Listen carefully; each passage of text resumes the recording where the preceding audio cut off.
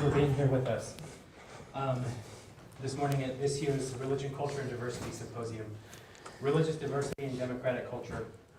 As one of his PhD students at Claremont Graduate University, it's my honor to introduce our keynote speaker this morning, Dr. Kevin Wolfe. Kevin Wolfe is an assistant professor of religion at CGU and is the Horton Chair of Religion and Africana Studies, with an emphasis on philosophy and religious thought. Kevin's work focuses on the blurry terrain between religious thought and political theory. He is currently completing his manuscript, Justifying Democracy Beyond Nietzsche's Critique, for publication, and will soon be turning his attention to his second book project, which is tentatively titled Democratic Social Criticism Beyond Jeremiad. In this project, Wolfe looks at the ways in which social criticism in the U.S. remains circumscribed by the rhetorical form and tropes of the Jeremiad, and thus remains unable to redress contemporary problems of race. By illuminating the mechanisms which limit the audience's political imaginations, his book aims to imagine a way beyond the Jeremiad. And so if you join me in welcoming Dr. Wolfe with us this morning, I'll turn the time over to him.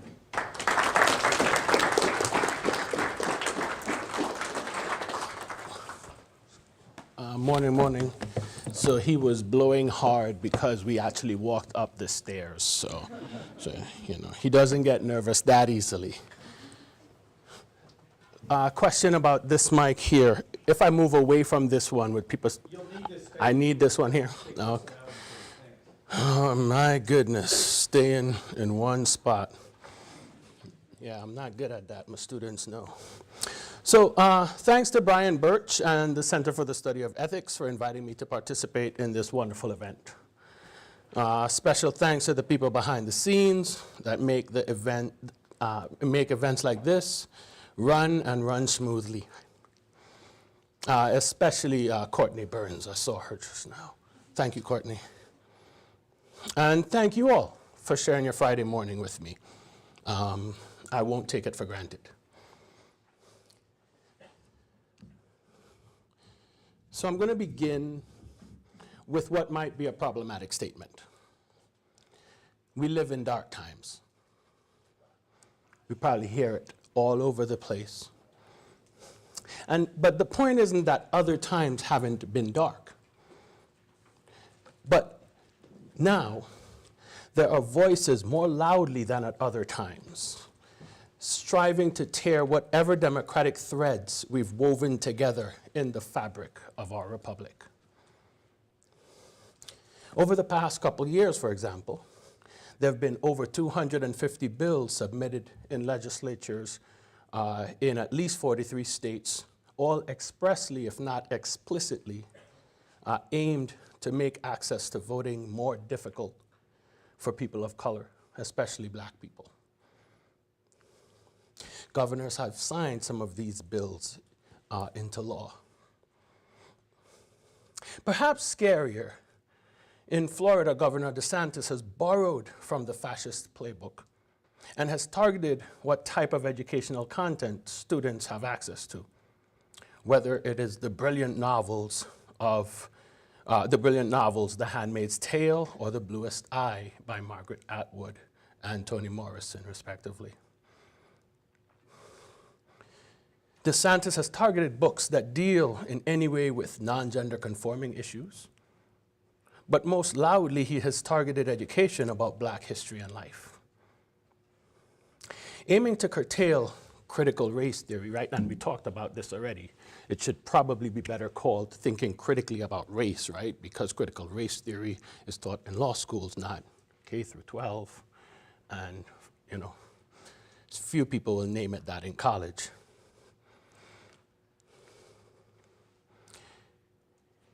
HB 7, AKA Stop Woke, prevents Florida teachers from being able to teach their students of the repercussions of his agenda, right? So to talk about the ways in which DeSantis's agenda actually curtails and impinges on the life of black people because of the legacies of race and racism is something Florida teachers can't teach because of HB 7.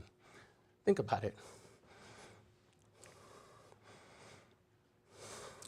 And DeSantis is leaning into some of these tactics that were popularized by some European leaders in the 1920s and 30s because he feels bolstered by those loud voices tearing at our democratic seams.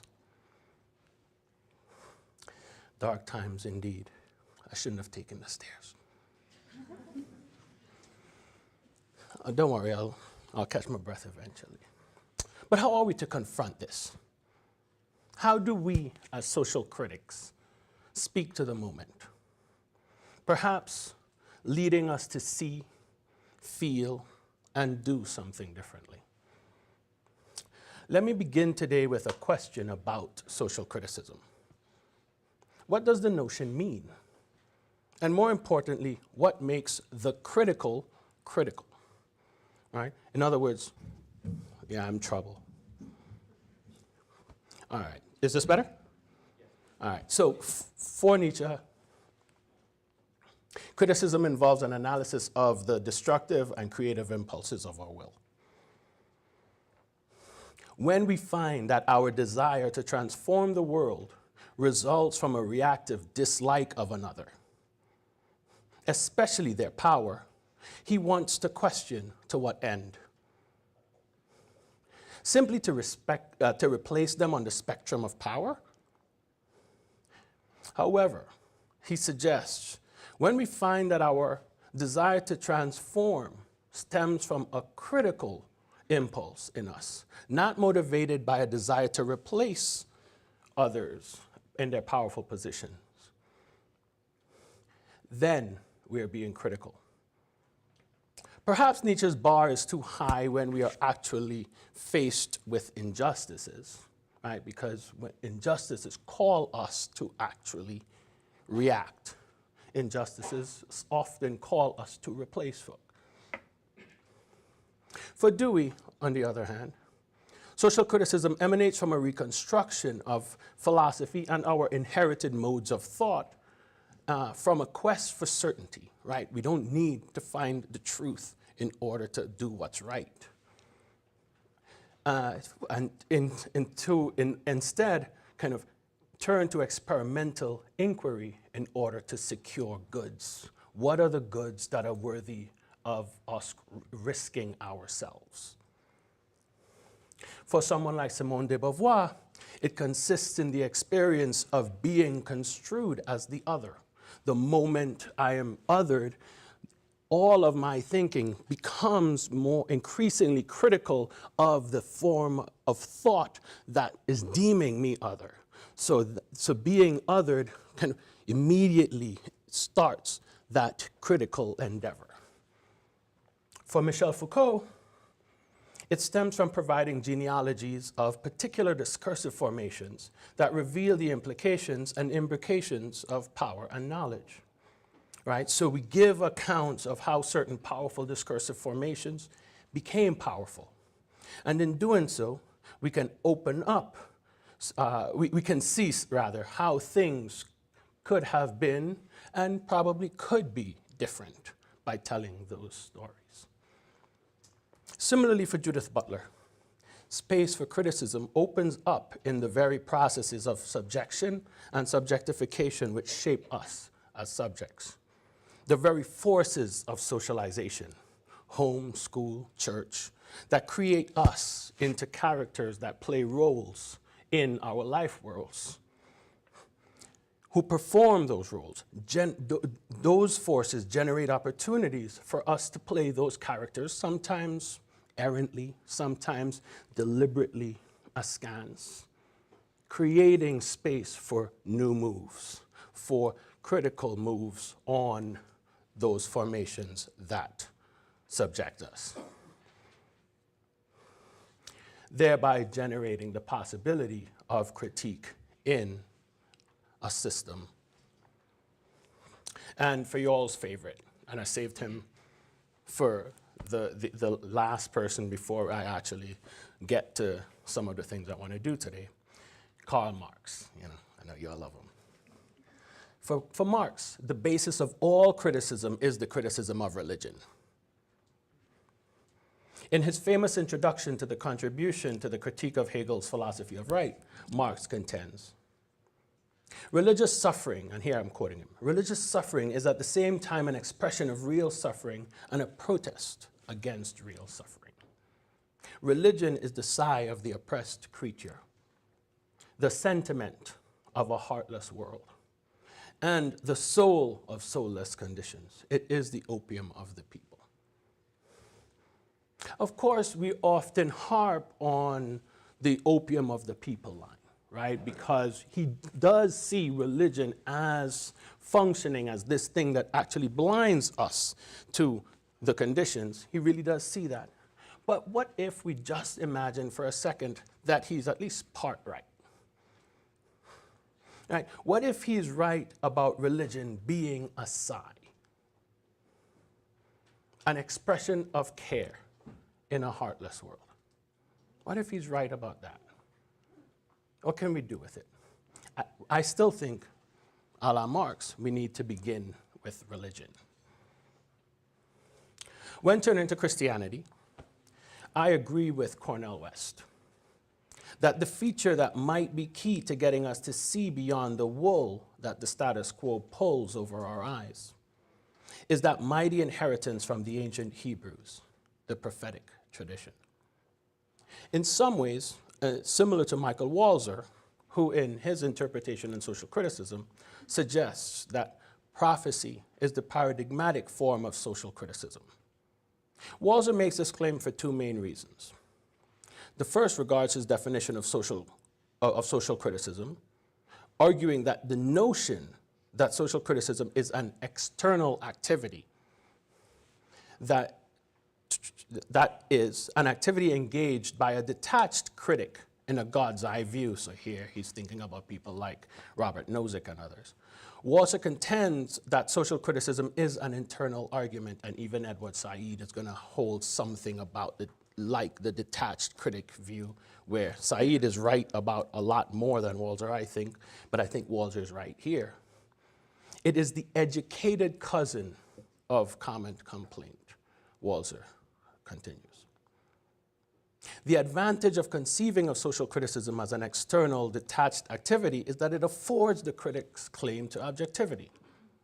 The implication is that once objectivity is attained, the critic can then launch universal truth claims towards the society that she or he criticizes.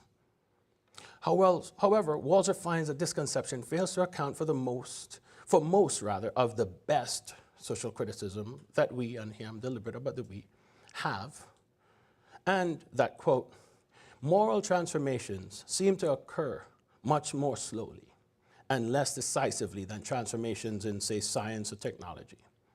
Nor are they so clearly progressive in that character as greater factual knowledge or expanded human capacities presumably are. Insofar as we can recognize moral progress, it has less to do with the discovery or the invention of new principles than with the inclusion under the old principles of previously excluded men and women. And that is more a matter of workmanlike social criticism and political struggle than of paradigm-shattering philosophical speculations. So, right, he's still arguing against the Nozicks, the Saids, and the Marxian revolutionaries. And he's saying, no, it takes people inside of a system, not the detached revolutionary who comes in speaking Russian and says, America, you're wrong, even though they might be right. The Americans won't hear it, especially if it's in Russian. In contrast to externalist account, Walzer views the practice of social criticism as an integral part of living within a culture. In other words, social criticism is less about a detached attack against an allegedly universal evil than it is about a moral agreement between fellows. He states, quote, universality turns out to be an empty category for deconditioned men and women. Rather, the social critic takes sides in actual or latent conflicts. What all this suggests is that for the social critic to be able to argue intelligibly, right, they still need to be understood and heard. They need to actually convince voters of DeSantis, for example, the criticism must already be part of a process of cultural elaboration and affiliation. In more concrete terms, there must be something at stake for the social critic. They want things to go well.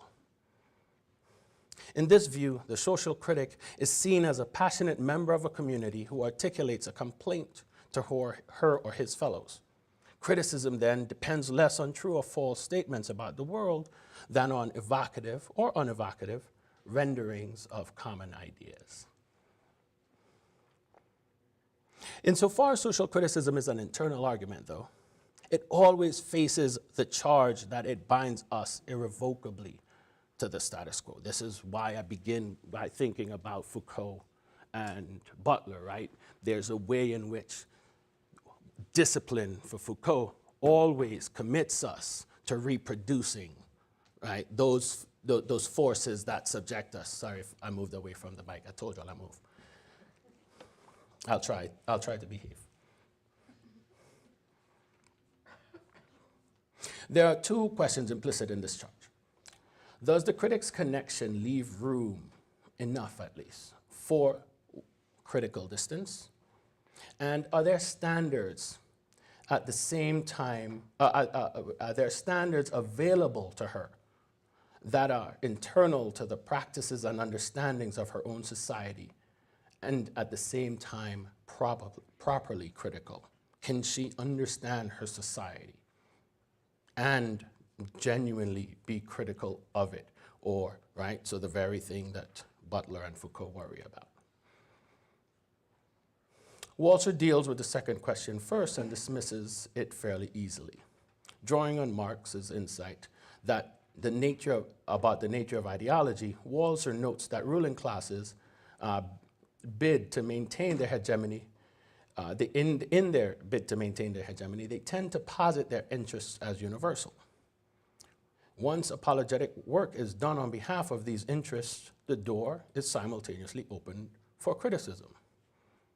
It's not in our best interest for you to want the same things that billionaires want. And often it's clear to us, right? So he says that immediately ruling classes try to get us to agree with them on the things that are better for them than they are for us. And that opens up room for us to see it's not the case. Many of us don't, but it at least opens up room.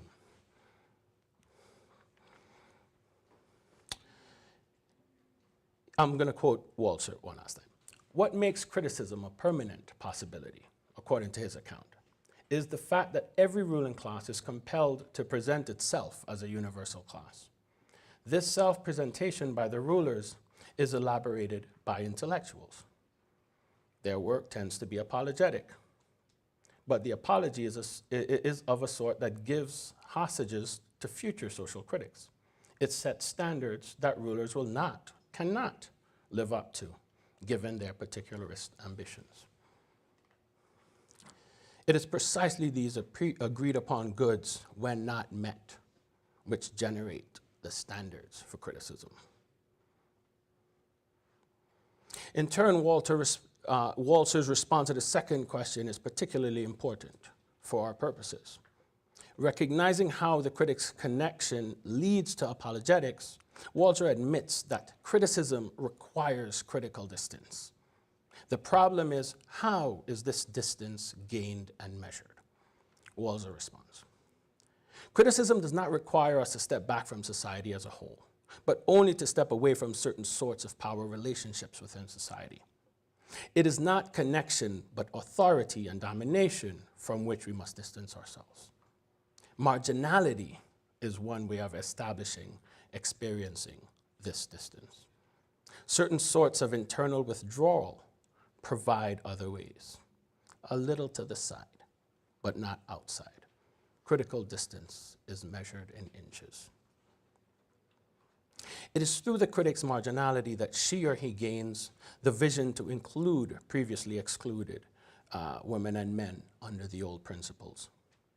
This formulation is also tied to the second reason prophecy is the ideal form of social criticism for Walzer.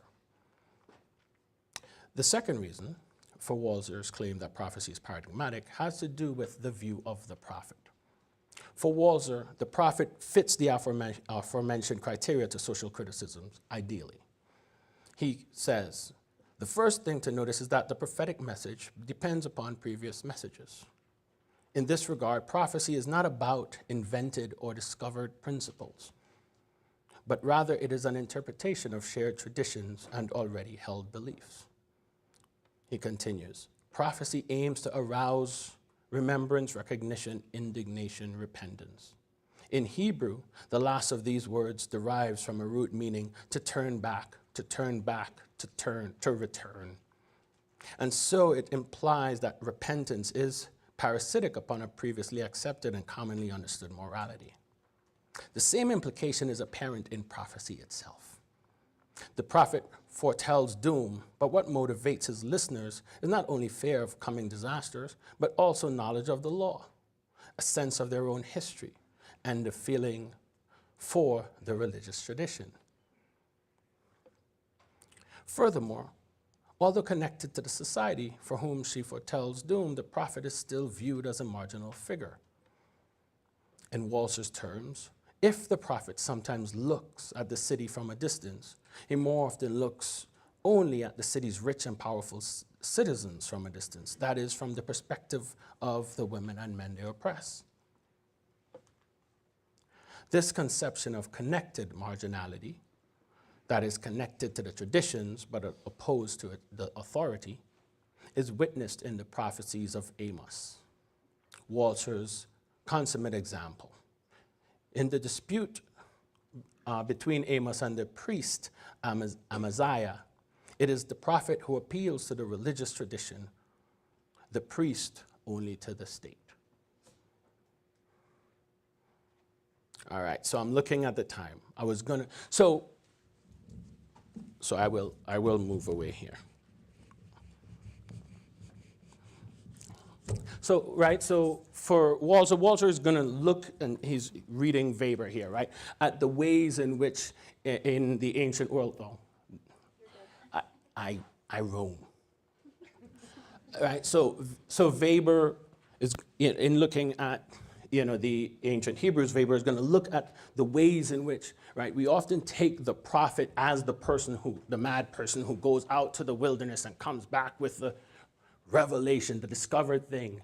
But what really ends up happening, Weber is going to find, is that the prophet ends up actually kind of, when the prophet goes out and God talks to the prophet, all God is telling the prophet is, hey, I told the people this is our commitment.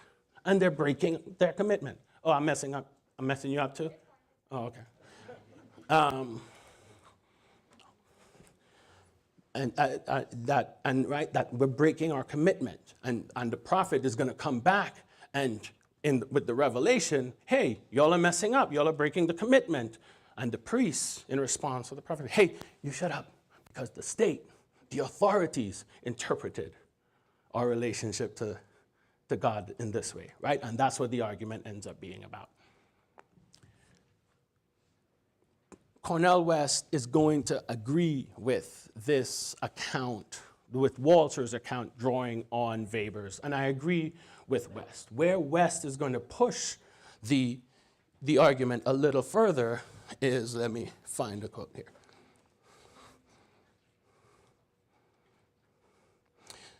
Is that when West invokes the notion of the prophetic, he's often kind of met with this question, is it about predictability? Is it about the fact that we can prophesy doom is going to follow, right? Is it about the prediction? West is going to say, no, the prediction is part of it, but what's more important is about kind of identifying the actual evils now that could lead to the doom, right? Because you actually have defenders of those evils, often the powerful, the people who will benefit by those evils. I agree with Wes there. And let me actually, turn to the example that I came to give. So in 1959, the other Christopher Wallace, right, not Biggie, headlines this show, the hate that hatred produced about the Nation of Islam, right? And Wallace is actually trying to do good liberal work here, right? Because there's this rhetoric about the Nation of Islam that it's just hate. And that's it. It's just hatred of white America, right? And Wallace is saying, well, it's hatred that hatred produced, that these black people, especially so many of them formerly incarcerated black people, convert to Nation of Islam precisely because of the hatred they have received from this society. So Wallace is actually trying to do the Lord's work here, right? But he's still caught, right? It's still seen as the hatred produced. So James Baldwin is going to write The Fire Next Time, in part, I think, to respond to that narrative. So he's going to do three things in there. One, he's going to tell his story as a kid, right? He grew up in the church and was groomed to be a preacher and talented. But he realized that for him, why he accepted the call had everything to do with the fact that he felt loved, that it made him somebody's baby. He felt that he was his church's people's baby and God's baby, and he was loved. But what he discovers as he's growing up is that his church, other Christians' church, God seemed to be saying, just love us, love your people, love my people. So he leaves the church. He thinks that if Jesus is, the person, the entity, the being that is represented as Jesus' daddy, wants for us to love, but only my religious community, right? Somebody said, invoked it yesterday. Sunday is the most segregated day. Well, it used to be the most segregated day in the nation. The NFL kind of changed that a little bit. Right? That if that is what Christianity's God does, he's like, I can't be a member of that community. That love is too narrow. So he wants to then dissect what the Nation of Islam's hold over these black converts is. And it's not about hatred, he finds.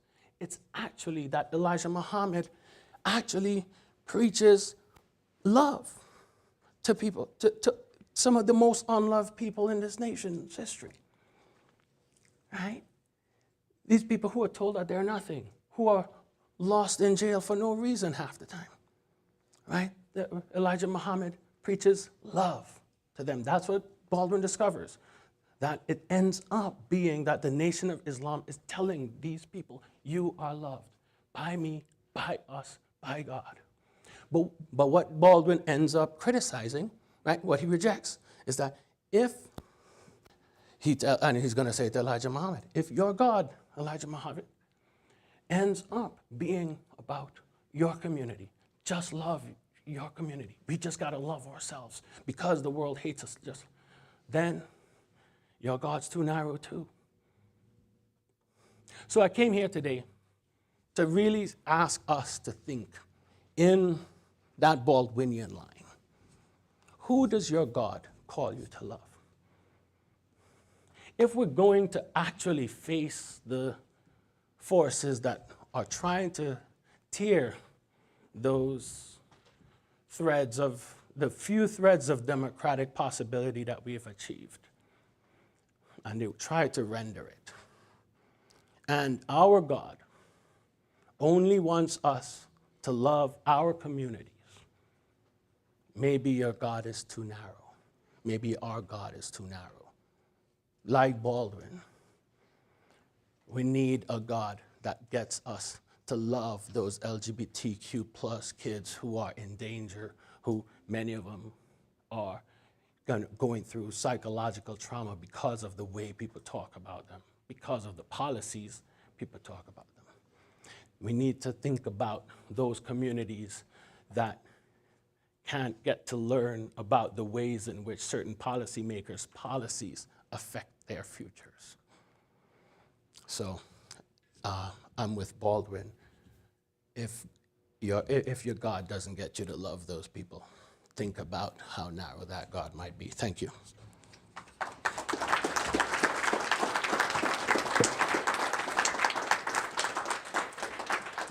So I sit down now and have people beat me up?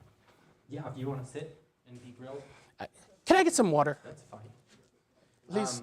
Thank you. Thanks, Michael. Thank you, Kevin. We've got a little bit of time, about 10 minutes. I'm sorry. 10 minutes I for saw some how questions. long I was going. So I'll I did pass try, the mic though. around.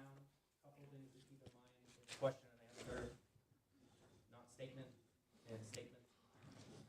So make it succinct, make it a question to further the conversation that Kevin has started. Anybody? We have will go. one hand there and one hand here.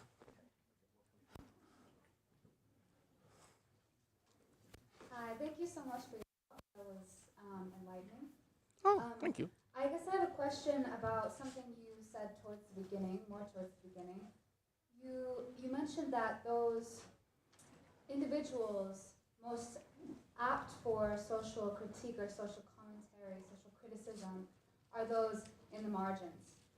And I was wondering if you could say more about that. What does that mean for, I guess, who's allowed to do that work or who we want doing that work today? If you could just expand that. Great question.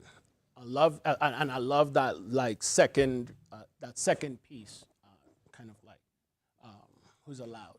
But so I think Walzer, West, Baldwin, and me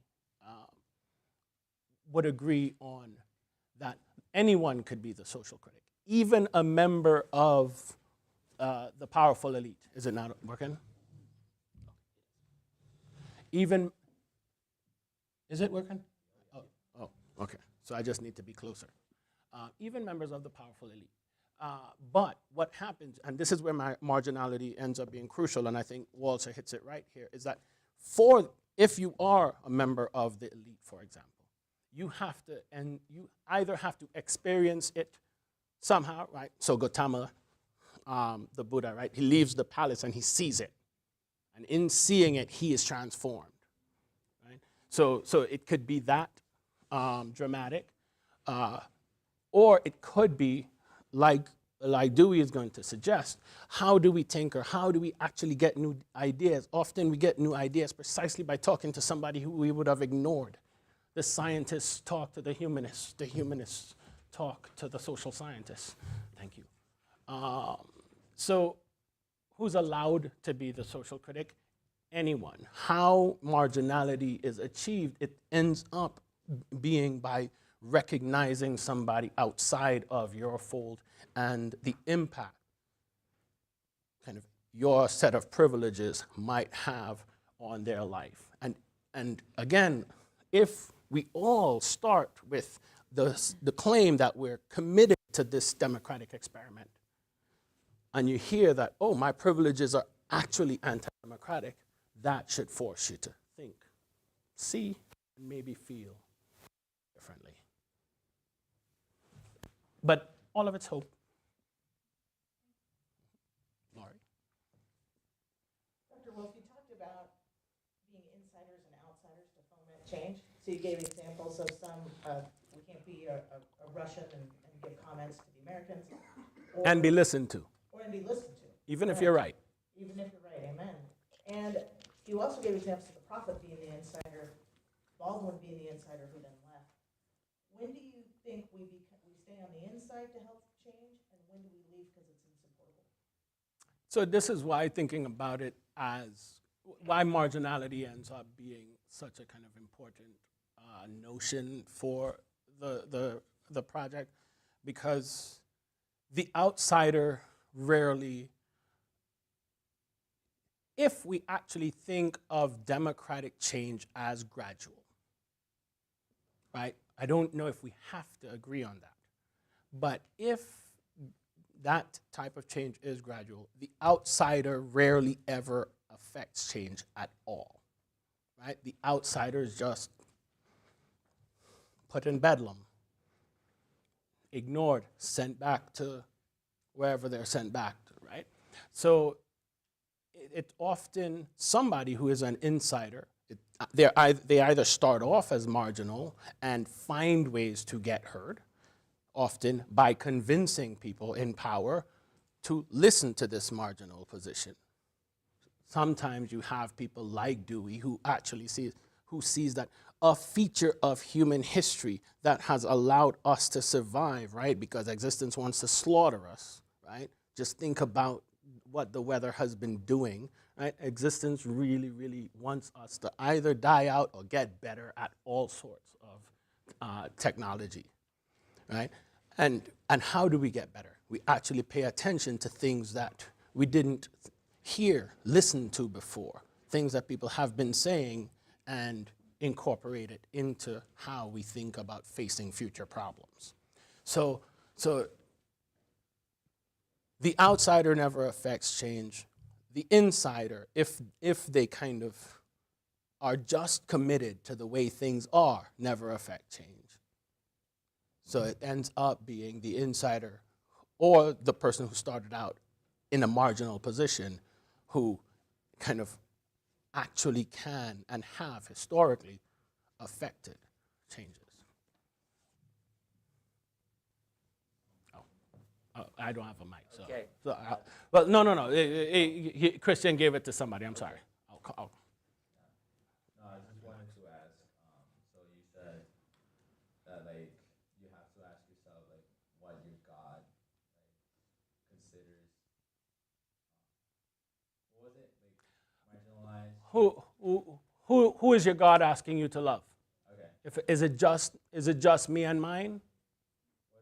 So, like, when you ask that question, what's your definition of love? Because I think sometimes that, like, when people talk about love, and when people ask that type of questions, Mm-hmm. they have very different definitions. So, what's, like, your definition?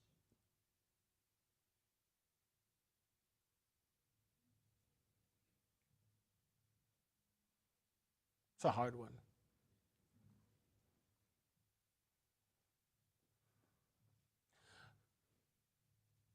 So, all right, so let me take a stab at it this way, right? Like, if we are, and I began with a particular set of assumptions of my listeners on a talk about kind of religious diversity, that many of us come from traditions where God ends up being Jesus Christ's parent, or at least that's the metaphor or something like that, right? And that in order for us to actually kind of be able to be part of something like God's spiritual community, ecclesia, whether here or after, God kind of sacrificed his only begotten son, right, for our sins. And it's God's love that kind of leads that. So so that doesn't answer your question with what I mean by love. I'm begging the question by using the term in the answer. But if something like expanding that community, God's community of folk who are, I don't know how to not beg the question at that point, right? Who God sees as God's cared for. That then, when the things that I'm committed to end up only demonstrating care to me and mine, it strikes me that whatever the notion of love is at play, it is too narrow. So I don't know how to answer the question in the sense of what I mean by love beyond the type of care that actually allows for me to see other people as the sort of people who I need to treat as beloved by God? Again, question begging, right? I keep using the notion in the answer, but I don't know how to answer the question beyond something like that.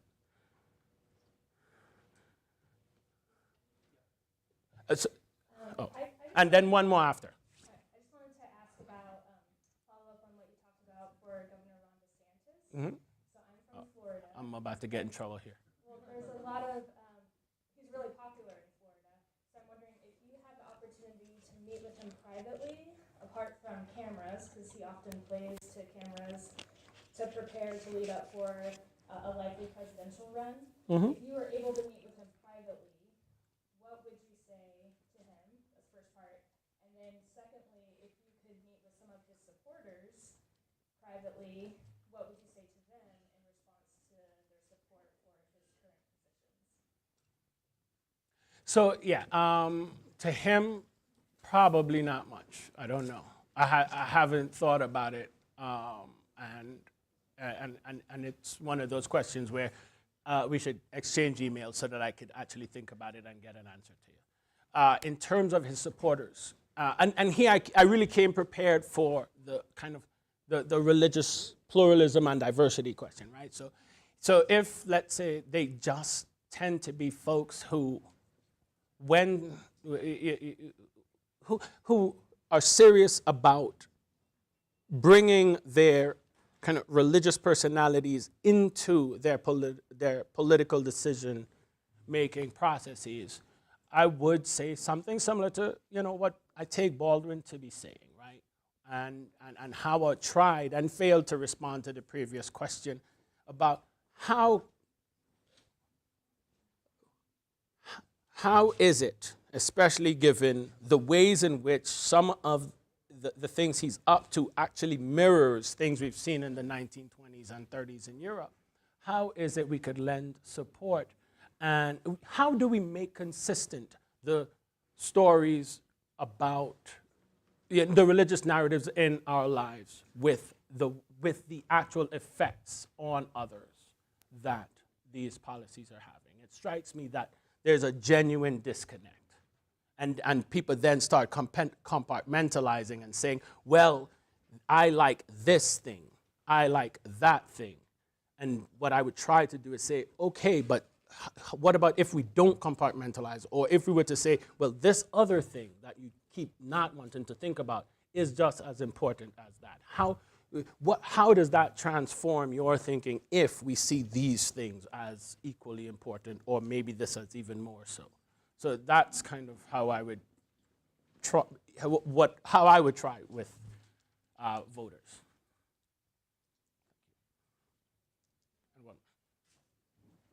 One more question, an easy one for you. Woohoo! I like those. Baldwin. Yeah. How would Baldwin answer this, do you think? Coming out of a Christian background, what did Jesus mean in terms of practical attitudes and behaviors by saying love your enemies?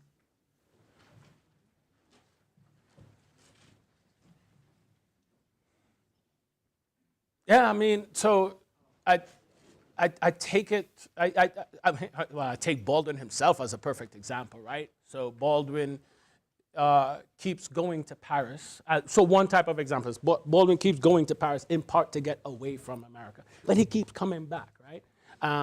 And eventually, it's hard and gets harder and harder, but he keeps coming back and he keeps actually trying to tell Americans, look, we just need to actually figure out what it means to be an adult that can love somebody different from you, right?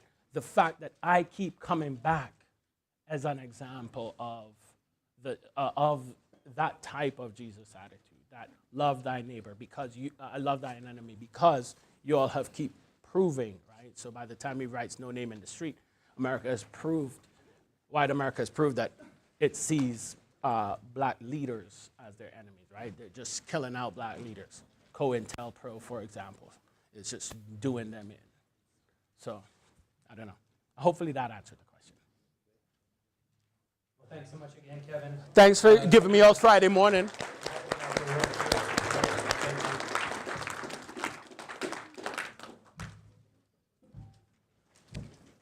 Yeah? Yeah, we brought it. Yeah, of course. Can I hug this person first? Yes. Thank you.